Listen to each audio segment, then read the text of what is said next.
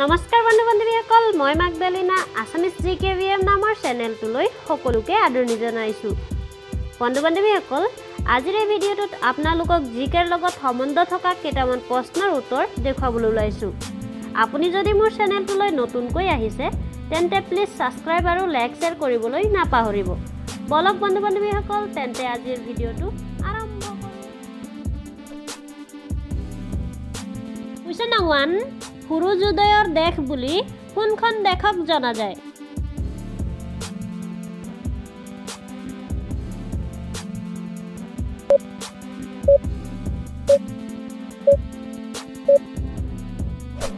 উত্তৰ জাপান।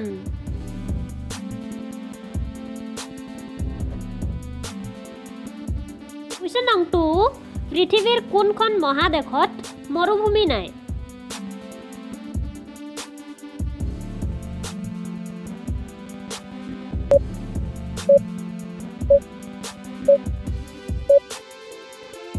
উত্তৰ ইউৰোপ।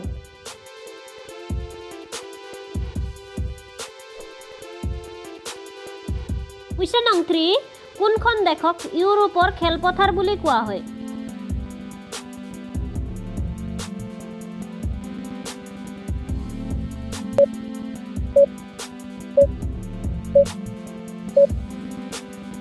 উত্তৰ ছুইজাৰলেণ্ড।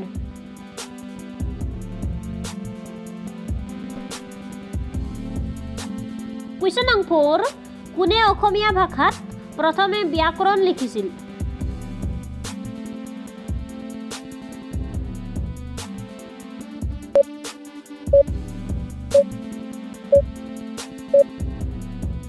উত্তৰ উইলিয়াম ৰবিনছনে।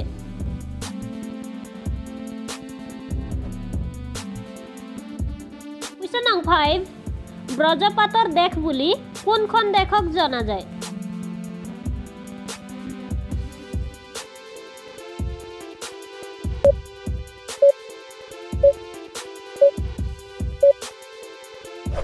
উত্তৰ ভূটান।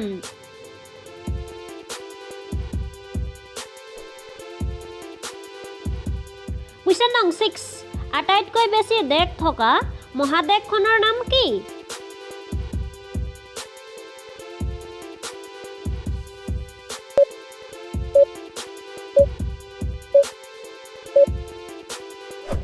উত্তৰ আফ্ৰিকা।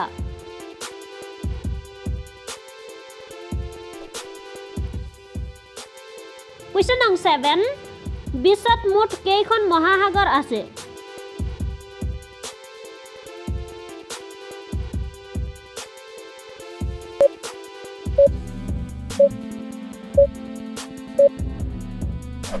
উত্তৰ 5খন।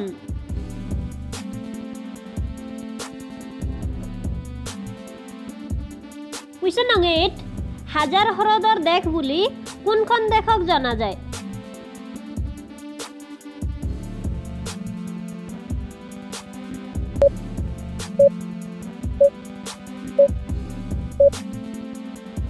উত্তৰ ফিনলেণ্ড।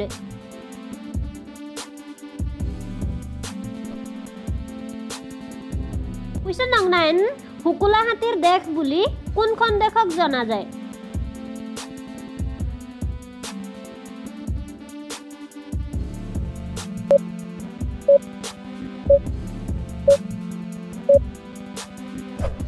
উত্তৰ থাইলেণ্ড।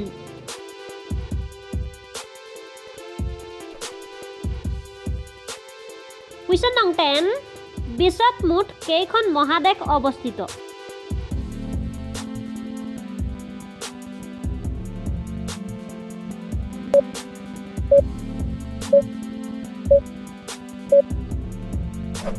উত্তৰ 7খন।